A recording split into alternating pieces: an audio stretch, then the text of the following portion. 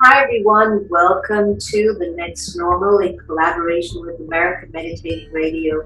I'm your host, Sister Jenna, and I have to tell you, I've had such a day. Talk about, I know I've heard a lot of people say Mercury is in retrograde, but I'll tell you this, now I know what they mean. It's always interesting, when you kind of put your best efforts forward and something else in the universe has this dynamics of an energy swirling around the things that you have intended to do, only to ask you to dig deeper, to go higher. And that's what our special guest has told millions and millions and millions of people around the world, is to live in a very elevated state of consciousness. So let me give you a little introduction of the wonderful Dr. Joe Vitale. To say that Dr. Joe Vitale is a man of many talents and accomplishment, well, that would be a major understatement. To millions of readers, seekers, listeners, and movie watchers, he's the man who speaks to their fervent desire to enhance their lives. He's a source of simple but profound, life-changing wisdom, words that inspire, and music that touches their hearts. He shows what miracles can be achieved every single day.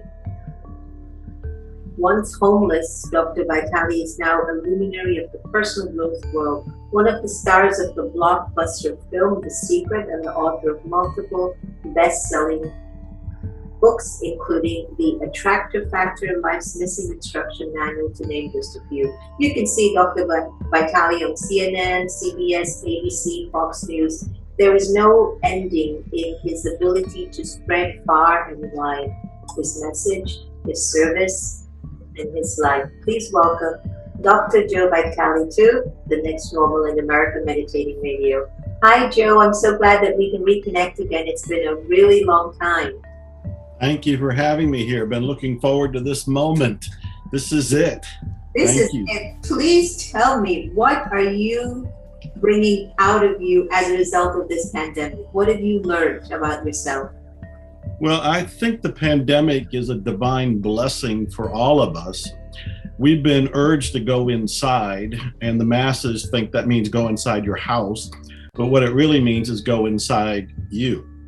Go inside ourselves, reconnect through meditation, contemplation, whatever that happens to be.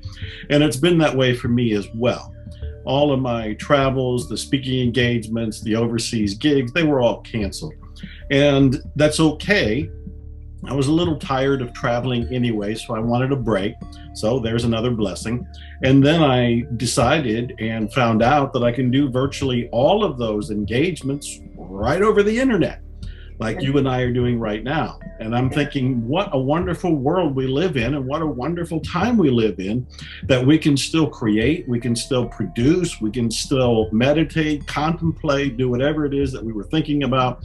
Now we have the time to do it.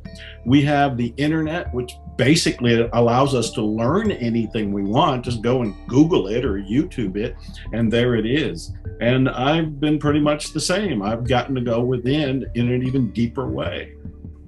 When I started The Next Normal, it was because our meditation museums were also closed because of the pandemic. And I have to say, the question that I've been asking everyone is like, what has changed in you, which you've answered, but more than anything else, do you think it's going to be easy to move forward into whatever forward is supposed to look like for us? I've been watching how I'm still seeing some remnants of the old world before the pandemic. Mm-hmm. And to some extent, it's even more accentuated than it was before. Mm-hmm. And yet, I'm also seeing a massive awakening and a lot of enlightenment everywhere I go. And I'm thinking to myself, what is our next normal, Joe? Like, have we gotten so comfortable with just sitting in a chair and speaking to a lens and having the world, listen in and hear whatever it is that we're saying? I mean, whatever happened to going to maybe big venues and talking to 30,000 people? Is that still appealing to you, or has something shifted inside of you? I know a lot has shifted for me. Well, it's a wonderful question. The old days and the old ways of reaching people are not gone. In fact, I've been invited to go back and speak in Russia, to go back and speak in Italy, to go back and speak in Peru. These events and the abilities to travel and be on stage and reach tens of thousands all at once, that's coming back. It may be a little slow, it may be a little awkward, but one of the things we learned is we can also do it online. Back 100 some years ago when we had a pandemic, there was no internet, there was no way of keeping in communication with other people. It was a very isolated, very scary experience. Today we've learned that we have advantages, maybe for the first time in history, that other cultures before us and other people before us never had. So I think there is a divine blessing here. I think there's a sense of acknowledgement here. I think there's a sense of gratitude we need to express because we've learned to sit and look in the lens, and we will be back on stage doing that again. And movies. I was in the movie The Secret, as you pointed out, but I've been filmed for 20 some other movies. And during the pandemic, I was filmed for 2 more movies. People came to the house, they wore masks. I took mine off long enough to make my appearance, then put it back on during the pandemic here. So none of that is going away. What I'm hoping, however, is that when it comes back, we have a sense of gratitude for it that's off the charts, that we don't take it for granted. We don't assume that, oh, it's back and it's always going to be back. Life is change. Life is always going to throw us a curveball. There will always be something unexpected, whether it's a pandemic or something else. We really need to be in this moment with as much awareness, with as much gratitude, with as much, I don't know, of that whole sense of this is a once in a lifetime moment. Live it, be grateful for it as the next moments unravel. That's so true. There's something exciting about the unknown, about stepping into a particular period in time. And remember, every time we've been through this, historically, the Renaissance opens up, creativity starts back up again. The arts becomes the means of bringing us to another dimension of existence. And maybe this is another era of us walking into a different level of the Renaissance. And I think, and Joe, let me just finish. I think we're actually walking into the artistry of a spiritual renaissance. And I can feel that in my bones, that we are moving into that particular period. What do you think? Oh, I agree totally. In fact, I know initially a lot of people were worried because they thought they were going to lose their jobs, and a lot of people did lose their jobs. But the good news that came out of that, for those who were open to go with the flow, is that not only did they go inside and reconnect with a passion that maybe they lost, maybe they found for the very first time, but they found that they were able to learn about it and to express it online. And now there's a new league of people that instead of going to a 9-to-5 job, which they didn't like anyway, they were complaining about anyway, and they were looking for a way out, now they get to express what I would consider to be their spiritual life mission. And their spiritual life mission could be painting, and they're doing it at home. It could be cooking, and now they have DoorDash or some service picks up their food and delivers it to somebody. It could be that they've created information products. There's such a wide range of possibilities for everybody to express themselves completely differently, that I think it's a global awakening on a scale that could be, as you say, the Renaissance or the era of enlightenment, because now people have been forced to go inside, and for those willing and said yes, have picked up a torch to go in a different direction. And it's a great, new, passionate direction. It's incredible because I think folks like us, we can see the 2 dimensions amplifying themselves. We can see the world of limits definitely amplifying itself.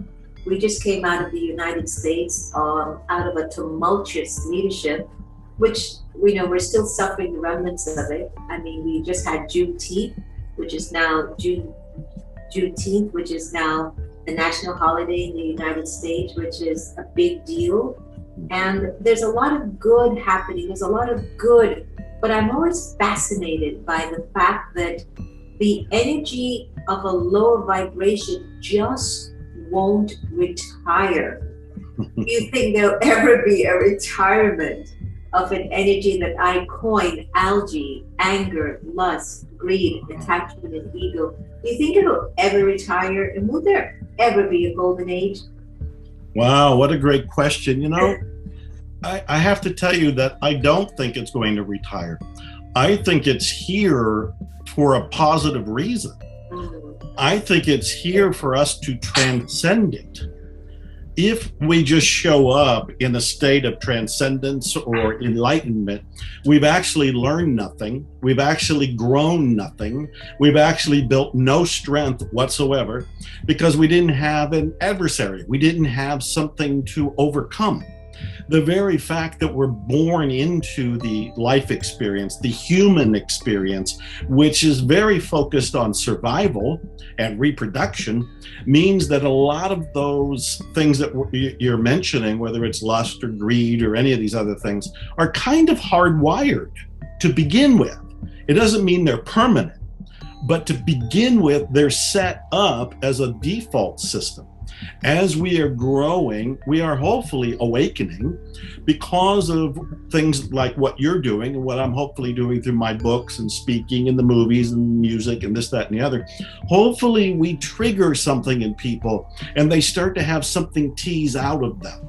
They start to realize, well, maybe I don't need to always pursue those lower emotions or those lower desires. Maybe there's something higher. And how are they learning about the something higher? Because you and I are pointing it out to them. And other people around the planet who are awakening are becoming inspirations to more people. I know I was homeless at one point. I was in poverty for 10 years. During that time, I was really coming from survival. Plain survival. Who the hell cared about enlightenment at that point? It was all about, how do I get a house? How do I get a car? How do I get a job? How do I feed myself? But as I started to keep reading, keep meditating, keep learning, I started to awaken to a different life, to a different way of viewing life. And I think it's that whole process, which is a process of awakening, that is designed for us to go through. I don't think it's something that's going to go away. Of course, I could be wrong. This is my opinion. What do I know?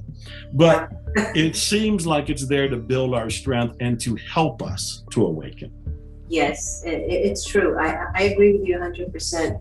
Can we go back to that day? You're homeless.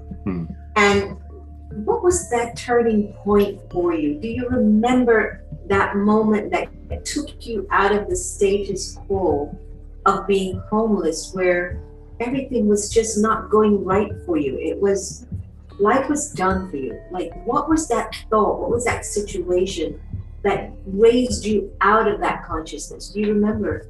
Yes, because homelessness was something I never even used to talk about. It was too embarrassing. It was too traumatic. The good news, and this is so ironic to say that in homelessness, there was good news. The good news is I was living in the Dallas Public Library, and Texas was hot and humid and scorching and unbearable. But the library was air conditioned, had water, had a restroom, and it had books. We can tell by my background, I'm a bookaholic. I'm a book addict. I live for books. So to be in the public library surrounded by books, that was kind of cool. And I remember reading all the self-help books, the Think and Grow Rich, the Magic of Believing, the How to Win Friends and Influence People, success literature, the great stuff that has stood the test of time. And there was a reoccurring theme. And the reoccurring theme was I was responsible for what I was creating in my life. It was largely coming from my beliefs. My beliefs were influencing my actions. My actions were influencing my results. And it was tough to hear because I was thinking, I created homelessness? I created this miserable life? Why? Why would I do that? And this. Do you remember what it was that you did to create it? Were you? Yes, this is it. Showy, or were you like a spendthrift, or did you? No. Yeah, no, it's a great question. It's a great question. First of all, to end up homeless, I was a man who wanted to be an author. I wasn't into alcohol or addictions or gambling or anything like that. I wanted to be an author, and I was putting everything, my entire life, into writing. I was being very persistent and very disciplined, which is why I used to go to the library, read the books. Then when I lived in the library as homelessness, I still studied the books. I had a mission. So I was not blowing money, but I was believing people at that time in the 1970s who promised to get me work in the Middle East or in Alaska when they were building pipelines, and they were talking about paying $70 an hour. $70 an hour in the 1970s for a guy who's homeless? That's unbelievable amount of money. And I gave the last amount of money I had to a company who promised to get me that work. They were going to write a resume, and I believe they did. They were going to send it out. I believe they did.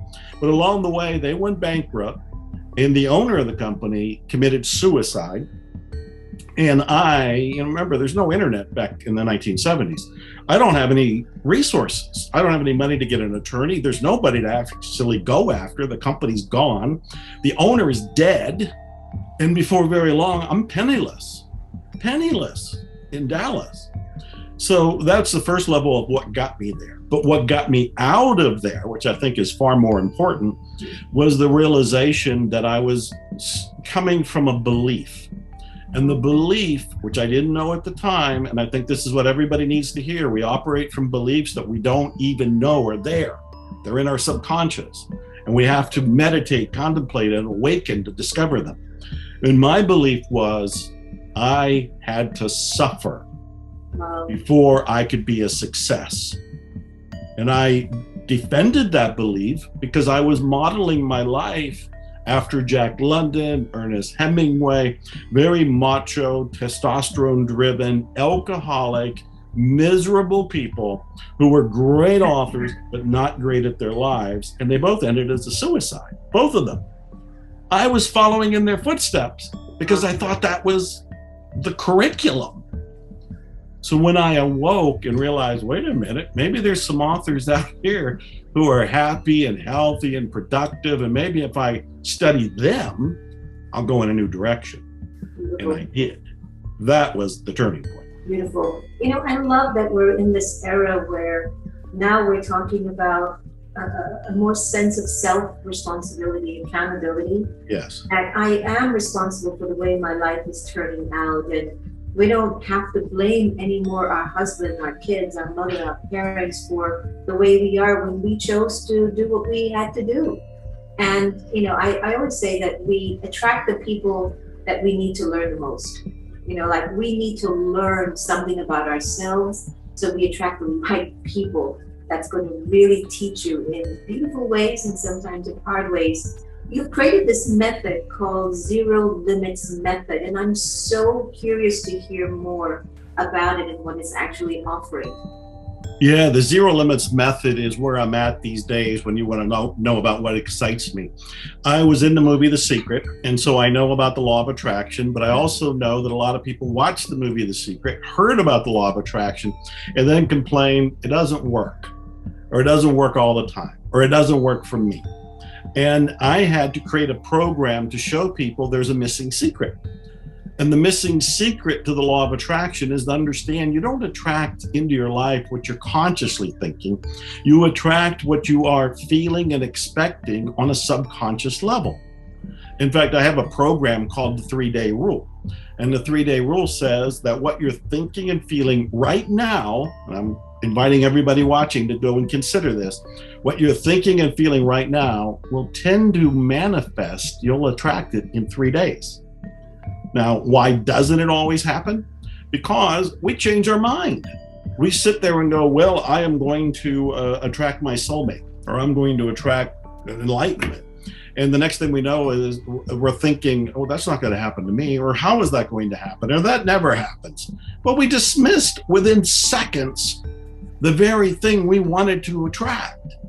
And so my Zero Limits Method, this is all about awakening to the power of our mind, how to accurately operate our mind using current brain science, how to clear out in the subconscious those primary beliefs that right now we don't even know are there, much like me when I was homeless. I always invite people to look around and go, what's reoccurring in your life? Do you always have a health problem? Do you always have a relationship problem?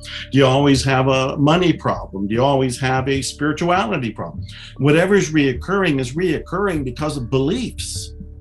When you find the beliefs and you clear the beliefs through the zero limits method, then you end up being free of those limitations. And now you will even accelerate your road to manifesting what you want. So this is a big subject, but it's dear to my heart because I know this is what will transform people fast, easy. Yeah. And we're in that age of transformation by force or by choice. Right. Whether we want to or not. Now, Well said. I've heard a little bit about words or phrases like, I'm sorry, Yes. I love you, please forgive me, thank you. They delete programs and beliefs at an unconscious level. How does this work? I mean, what kinds of changes can this make in someone's life by saying, I mean, I know people who tell me over and over again, I'm sorry, sister, I'm sorry. And they make the same mistake over and over again. And one of the things that I don't like, Joe, that I do, that I'm correcting, is I stop trusting them. Because they keep saying the same thing over and over again. They keep making the same mistakes over and over again. And I feel like if I stop trusting them, what hope do they have? You know, I have to keep bringing that in. So in some way, I'm not wanting to delete certain things that I think are not right in a person. And in another way, I have to find my light and I have to find my way through situations that I have no control over except the way that I choose to feel. So Yes. tell us a little bit about this idea. Well, this is something called Oponopono. Oponopono, you don't have to get hung up on the word because I know some people are going, what did he just say? Oponopono is a Hawaiian system of clearing. You can think of it as a meditation. You can think of it as a healing system. I probably made it world famous with my first book on it called Zero Limits, which ties into a whole lot of things I do. So what is Ho'oponopono? Ho'oponopono is a way to go inside ourselves, say 4 simple key phrases to our connection to what I've ended up calling the great something. But it could be the divine, it could be God, it could be the cosmos. Everybody has a different name for this higher power that we are part of and we can tap into. But Ho'oponopono is saying whatever's bothering you, whatever's going on inside is an issue of perception and beliefs. And with these 4 statements, you're saying them inside yourself to your connection to the cosmos, requesting that it correct your beliefs and your perceptions. So it's very much an inside job. Now, Ho'oponopono has lots of levels to it. One of the first, and I want to make sure I'll tell everybody the 4 phrases and I'll tell them how to do this. One of the first things to realize, though, it's all about total responsibility. There is zero blame, zero. Anything that you're experiencing, you are responsible for. And I don't mean that in a negative way. I don't mean that in a blaming way. I mean that in an empowering way.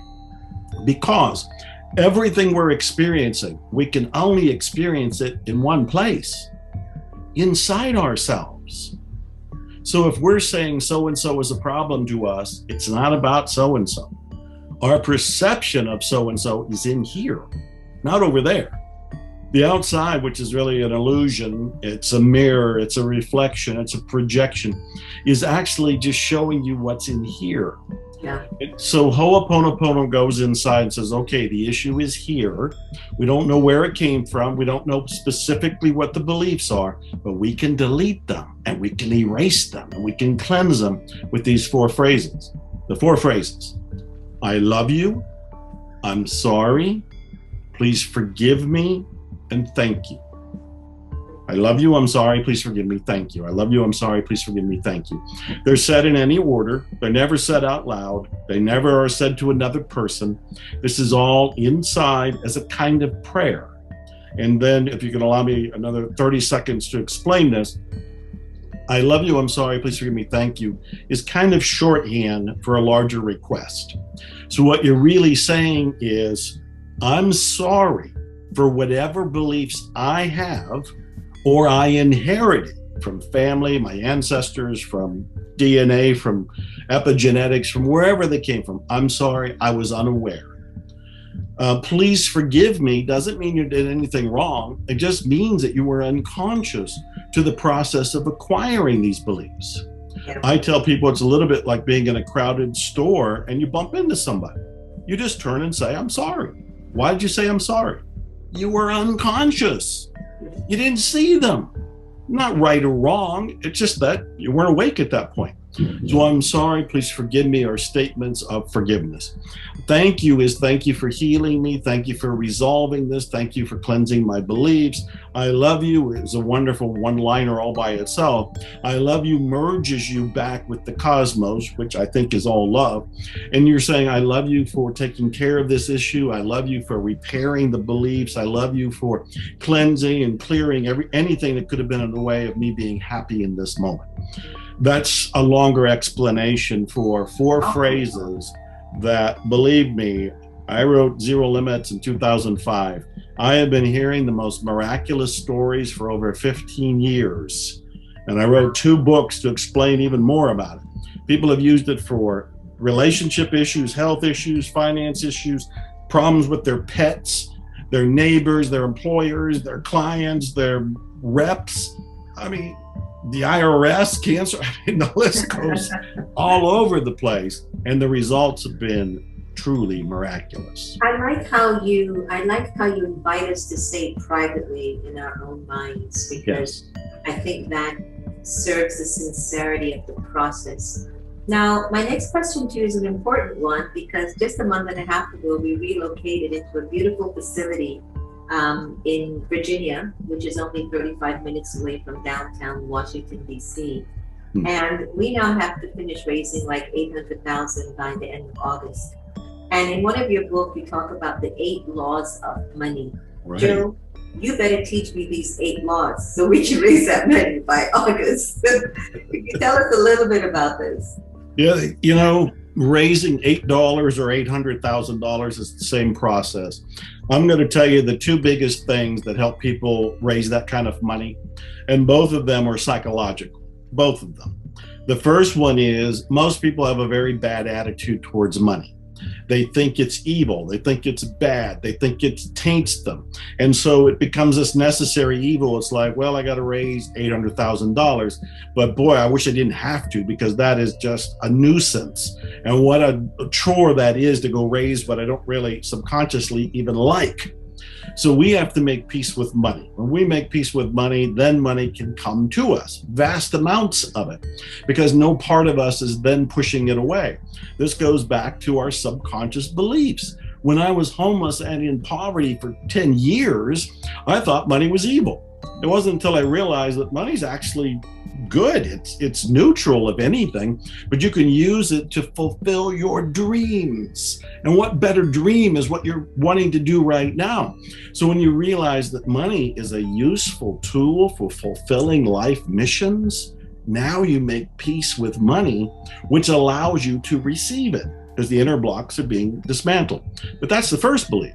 The second belief is most people don't think they deserve good things. Most people think that they are lacking, they are inefficient, they are not enough in some way, shape, or form.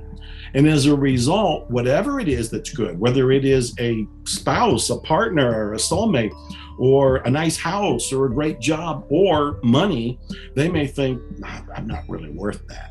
And subconsciously push it away. They'll end up pointing fingers at everybody else to explain why it's not coming to them. But at heart, it's that belief. So what do we do about it? There's these 2 key beliefs. Again, Oponopono is one of many tools. But if somebody is wanting to dissolve money blocks, for example, where are the money blocks? They're not out in the world. There's trillions of dollars in the world. They're circulating all the time. So it's not in the world. The money's there. It's in us. So when we realize the blocks are in us, then we can apply Ho'oponopono. We can go and have our private prayerful conversation, a kind of a meditation, saying to the great something, I don't know where the beliefs came from around money or around deservingness, but I'm ready to let them go. Yeah. I'm sorry. Please forgive me. Thank you. I love you, and so forth. And then we can start to dissolve them. I love that. I love that point. It strikes me so profound that we are such beautiful gifts from God, and God's love and God's light definitely flows through each of us in a very unique way. But at the same token, what was that disconnect, Joe, from our soul's connection to the divine? What was it that, do you have an idea of what was it that pushed us out of that realm of that I love you, thank you, that energy of life, which is so important? I love your questions. These go so beautifully deep into a spiritual place. My view is we made an agreement. We made an agreement before we came in that said we're going to have temporary amnesia. And why would we have temporary amnesia? So that we can experience the human being life journey. We came in with a forgetfulness about where we came from. And so we are kind of born into this experience more or less as a blank slate. We certainly do have some programming and some tendencies and some things we inherit, but for the most part, kind of a blank slate. And immediately we're downloaded information and we're programmed by a lot of the people who are caring for us, and they want us to survive. So they're teaching us basics of survival, but they're not usually teaching us about thriving or prosperity or about spirituality. That's part of our journey, though. We made our agreement to come in and go through the dark, go through our challenges, and get to the point, if we're all lucky enough, if we're paying attention, and maybe this is the moment for hundreds of thousands of people who suddenly awaken. And now we remember, it's like, oh yeah, I'm a spiritual person who made an agreement to be a human person so I can experience this journey of getting to this point of awakening. And now that we awaken, we can go and we can look around and go, wow, that's what it was all about. It was all a wonderful theatrical experience because the divine wanted to experience itself awakening. And the divine did it through us. The Stoics say that people like Hercules would never have gained strength or had a legendary reputation as being Hercules if he had not had the dark challenges to go through to get to a point of awakening. That's us. I have to say, the moment I find that I'm ever in a comfort zone, I feel like I'm losing so much. And the irony, Joe, is when I'm not in that comfort zone, I'm like, this is such a challenge. This is such an opportunity. It's very interesting to see how we waffle in and out of ourselves. And I'm looking forward to that moment in my life where the spiritual awakening just really stays in alignment with the physical, where it's governing everything without a doubt, but it's dealing with everything that the physical world wants to bring in front of you to just kind of help you to enjoy life, to really enjoy. This is why I think meditation is so important, because this is our reconnection. This is our time to make ourselves available for that awakening. I wrote a book called The Awakening Course, and a lot of my work is around stages of consciousness. And the stage of awakening, the stage of enlightenment, I don't know of any way to make it happen, because it's the ego trying to outsmart the ego. It's like trying to play chess with yourself. You know your own moves, so you can't really outsmart yourself. So awakening, enlightenment comes by grace. It comes by grace. And all I know is you can prepare for it. And you can get glimpses of it. But how do you prepare for it? How do you get glimpses of it? Meditation. Yeah. I think Ho'oponopono is one way to do it. It's one of the various doors. But I think another door is simply gratitude. Just being in this moment and being grateful. I mean, this moment is miraculous. I mean, you and I together over Zoom in this shared moment is amazing. And we're having such a lively conversation and so spiritually deep. This is, I'm grateful. I'm beyond grateful. And the gratitude is another door to reconnecting to source and possibly having the grace of enlightenment during that moment. Oh, I have one last question, which I think is really important, and I think many of our viewers and listeners can resonate with it. We've been talking about some really natural things, which we at some point in time call it deep or profound, but this is actually natural. This is how we're supposed to be with each other naturally on a day-to-day basis. But for sake of entertainment, we go in and out. We go in and out of consciousness, we become unconscious, and we become conscious again, and we become unconscious. So have you ever found yourself wanting to feel something, but you cannot? Here's the point that I'm making. So let's say I want to feel what it will feel like to be donated $1 million right now. And I'll sit here and I'll think, what does that feel like? What does that feel like? That's one. Or maybe I want to feel absolutely the embodiment of love, and I feel like it's a trickle. How do you deal with the feeling not matching the thought, and what do you do to match the feeling with the thought, or the thought with the feeling? I love it. I love it. First of all, I love it because in programs of mine, like Zero Limits Method that you had mentioned, I talk about a concept called feeling it real. And feeling it real means whatever it is that you want, whether it's $800,000 or, I don't know, the body of your dreams or a soulmate, whatever it is, feel it real as if you already have it.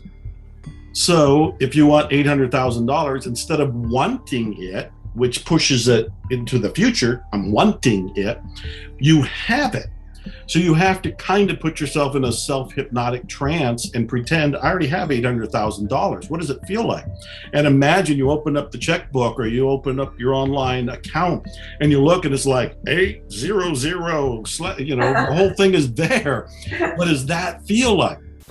That's called Feel It Real. I even recorded a song with a Grammy-nominated singer called Feel It Real, because that's how important that concept is. So that's the first reason I'm excited. The second reason is if somebody has a problem really feeling the accomplishment of that, it's usually because there's a limiting belief in their mind. It's along the lines of, that'll never happen to me. I don't see how. That's not possible. It's dismissive beliefs. And I usually just say, let's look at the beliefs. Let's question the beliefs. We know we live in this vast, miraculous world where anything is possible. So why can't $800,000 show up or $8 million? They're just numbers. It's just money. Why not? And we can dismiss some of the beliefs. The other thing that I like to do is what actors do. A lot of actors and actresses will have to pretend they're feeling something in order to emote it on camera. I've had one acting role. I've been in a lot of movies, but always as Joe Vitale. But I had an acting role one time, and I had to wear a costume and I had to appear on camera as somebody else. And that was a little bit of a head trip because I thought, I'm Joe. I'm Joe. How can I be this other person? And what you're doing is you are imagining it. You're just role playing. This is what the actors and actresses will do, and sometimes they'll call up a time in their life where they actually felt what they're being called to feel right now. So I would use that technique. Another thing that I would do is I would watch a movie or read a book where a character is experiencing what I want to experience. Because if I'm watching a movie about somebody suddenly becoming wealthy and being wealthy is what I want, I can identify with that character and get some of what they're feeling. They can help me kickstart that program. And I want to tell you one more quick story about the whole $800,000 thing. And that is, I remember that there was a teacher who wanted to build this giant complex. And it was an educational complex, and it was going to cost $1 million some. And one of his assistants said, I love the idea. I love your dream. I love you. I support you. But where are we going to get $1 million? He said, where is the $1 million going to come from? And the teacher said, from wherever it is right now. Wow. Love that. Is that one. beautiful? It's a fantastic one. Joe, you've been a delight. Can we promise to do this part 2? Because I think that we can have one of the most heartfelt, beautiful conversations for days upon days. And I would definitely love us to have that when, we've done this whole new relocation. If you're ever in Washington, D.C., I want to invite you to our Om Shanti village. Spend some time here, do your little personal reflective time, or we can do just conversations together. I think it would be a wonderful experience. So let me know when you're in our neck of the woods. And are there any closing remarks that you'd like to share with our viewers and leave them with? Well, whatever people are going through right now is what I call temporary reality. Life changes all by itself. You could encourage it to go in the direction you want using some of the things we've been talking about here, like setting intentions, feeling it real, taking action, being persistent. So I wouldn't get hung up on whatever they're going through. If there's a struggle right now, if there's a certain darkness right now, if they're worried about the future or the environment right now, all of it is going to change, and all of it's going to change in a much more positive spiritual way. But you can encourage it, practicing Oponopono and everything else. And as my shirt says, I would say, expect miracles. I love it. Thank you so much. Dr. Joe Vitale, you're the best. Thanks a lot. Om Shanti. Thank you. Everyone, I hope you've enjoyed our chit chat together. I know I have, and I've taken lots of tips that I'll be using personally without fail.